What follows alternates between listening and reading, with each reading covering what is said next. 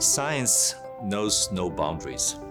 We go across borders and ethnic groups and communities to achieve broad goals for human health. And we therefore seek to engage everybody here in Pittsburgh, in our region, across the country, and frankly across the world to be able to achieve our goals.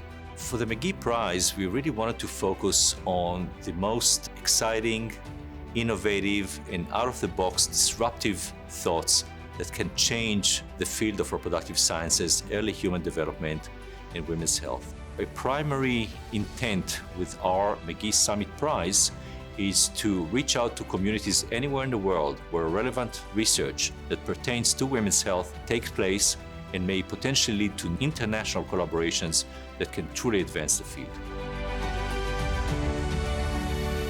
In this project, we are proposing to take a bottom-up approach to biofabricate the vagina using stem cell technologies. And once we are able to do this, we will be able to provide solutions to the many women and girls throughout the world who have significant a physical loss of the vagina or a functional loss due to chemotherapy, radiation, menopause, and aging.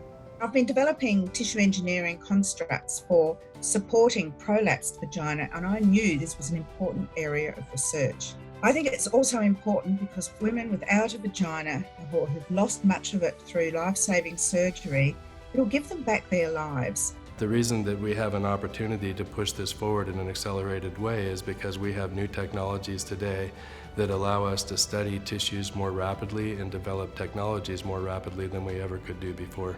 I really believe that this team will move the field forward and have an impact on the quality of life of women. 1% on to 3% of women in the world suffer from recurrent pregnancy losses. And we are trying to understand a new molecular mechanism, molecular details of epigenetic mechanism, because an individual cell's behavior will depend on not only the genetic information, but how those genes are being expressed that epigenetic controls. It's pretty clear that some people are disproportionately prone to recurrent pregnancy loss. There's something about their body or their genetics or their health that makes them especially susceptible to miscarriage. Genetic causes include a family history of recurrent pregnancy loss, advanced maternal age, as well as other genetic conditions. But in addition, there are environmental factors that can play a role. So when you have this genetic and environmental components, this is a big flashing arrow to us to indicate that there are also epigenetic causes.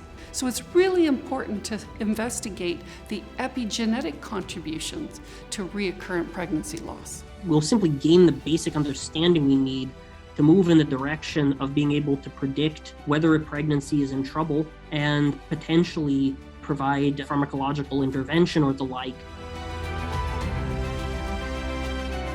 We know that the average lifespan in developed countries has gone from 45 to about 85 in the last 150 years.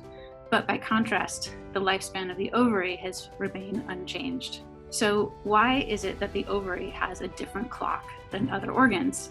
We first have to learn how to read the clock, and then we have to learn how the clock works, and then maybe we can learn how to turn the clock back. By allowing women to have more control over their reproductive aging, we think we can have a lot of direct impacts on the health of individual women, as well as having broader impacts on society as a whole.